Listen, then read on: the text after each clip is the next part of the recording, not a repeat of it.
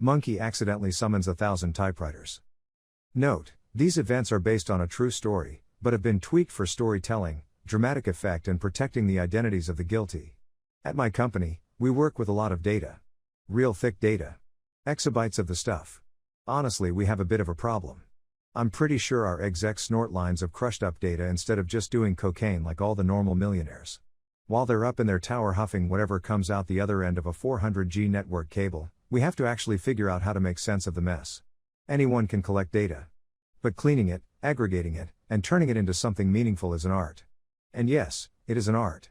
It's subjective, open to interpretation, and two teams with the exact same group of datasets will produce widely diverging results depending on how they process it.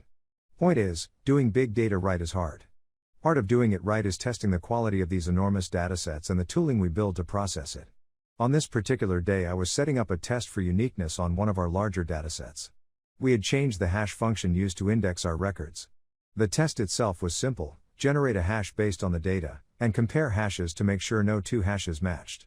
If we had any duplicate hashes, it would output all the matching hashes along with the original data so I could see if there was a collision or if someone had put a duplicate row into the dataset.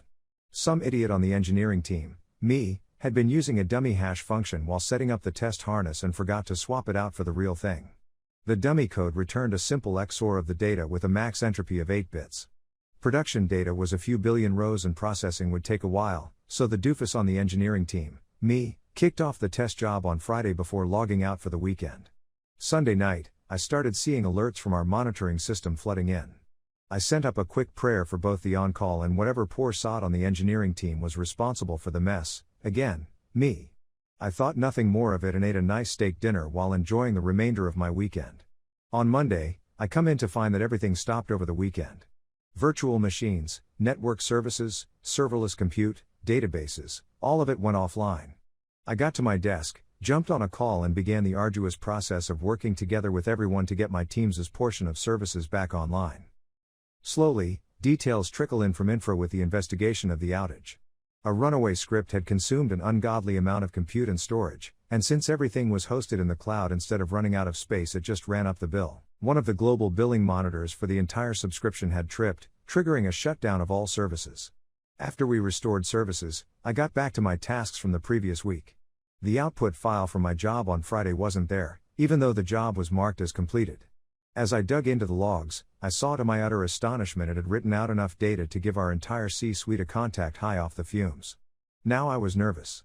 A quick review of my code revealed the error. My dummy hash function caused the program to erroneously detect nearly everything as duplicate data. It then happily output all the duplicates it thought it saw, which was nearly everything. It did this for each individual record, resulting in a number of output rows roughly square relative to the input. The final file was roughly 8 petabytes. I'll leave as an exercise to the reader how much that would cost to store in Azure. All I'll say is that Infra's automatic billing shutoff was a last-line defense to extreme cost overruns. Thankfully the fallout was minimal since it was a stupid but innocent error. As a punishment, I received a slap on the wrist from my manager. My punitive task was being made to design and implement changes to our infrastructure so runaway test jobs couldn't consume endless resources, as well as separating out billing for test and prod. Honestly, my manager's manager probably had it worse since they had to go to the C-suite and ask for more operations budget. I'd love to say there was a lesson here, but I can't find one. We didn't learn anything new. We just didn't put up guardrails until someone drove the truck off the proverbial cliff. If anything, seeing my boss actually have my back was the biggest lesson here. I know through the grapevine there was a lot of kerfuffle about the extra spending, but I never felt the impact personally. Story 2. It wasn't fun while it lasted. A little backstory: I worked for a help desk company for 3 to 4 years as a level 1 to 2 tech. We supported everything from medical practices to non-for-profit. One client in particular had a general manager, we will call him Joe, who knew enough to help troubleshoot most basic issues, and everyone that worked in the same office was instructed to talk to Joe before contacting support. He would never do something he didn't understand, he was reasonable with expectations and wasn't afraid to ask for help. Everyone loved him. Due to his duties becoming more than he could handle, he decided to nominate someone inside their organization for the go-to-IT guy, we will call him Tom. At the start he was alright, asking questions, learning about how things worked, so on. Tom had requested an administrative account, both Domain and Office 365, I had followed the process to get him one, including the legal form stating any work done as a result of misuse of the accounts will be charged out of contract, and that, insert my company here, is not responsible for any damages or loss of data due to misuse of this account. This was all signed. Gave him the accounts, and then things changed. Tom was more demanding from us. Submitting tickets, then calling 10 minutes later asking if they have been completed. They hadn't been assigned yet, as there is a 5-minute time lag between us getting the email ticket getting created and then it getting assigned to techs. Tom had done this so much he managed to PSS of everyone working for my company, and I have anxiety spikes when he calls. Then one day, I come into the office, sit down, log in and start working.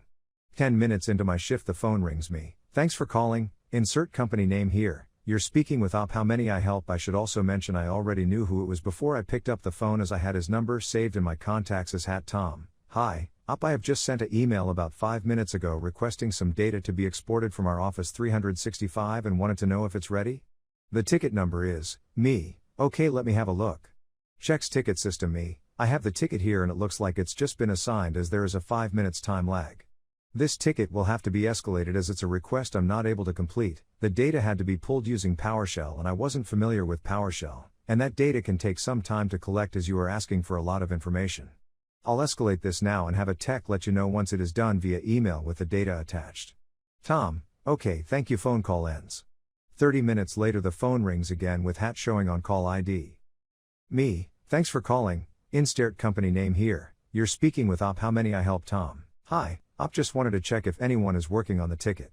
Me, checks the server we do all our PowerShell work on. Yep, it looked like someone had started the process and it is currently running. Tom, do you know how long it will be? Me, the type of data you are pulling is quite a substantial amount of data. This can take some time in itself. You also need to factor in Microsoft servers and the internet on both ends. I am unable to give you a ETA before the reasons listed before. A tech will contact you once this is completed. Tom, repeats again, do you know how long it will be? My anxiety is starting to, as he will always push for answers even if you don't have them. Me, repeats myself. Tom, can you find out for me? Me, let me talk to the tech that it's assigned to and see if he has a ATA for you. Places call on hold for 1 minute then takes off. Hold me. I have spoke to the tech and he doesn't have a ATA for you, but once it is ready we will send the information to you right away. Tom, okay, thank you. Call ends. At this point in time my anxiety is quite high and I know he's going to call back soon. 30 minutes later he calls back again and my anxiety is through the roof. Me, hey Tom. Tom, how did you know it's me? Me, I have your number saved in my contacts, but since you have called a few times I didn't think you would want to hear the greeting again. Let me check if it's done. Log into the server. Still not done. Nope, sorry, not done. We will get it to you once it is done. The tech it is assigned to told me to pass the call to him as he was tired of him calling. Passes call to tech. He basically got told that he isn't our only client and every time he calls he delays the calls behind him and that we will send it once it ready. That's all I hear from him till later. Fast forward till about 15 minutes before closing. The phone rings and it shows as Joe.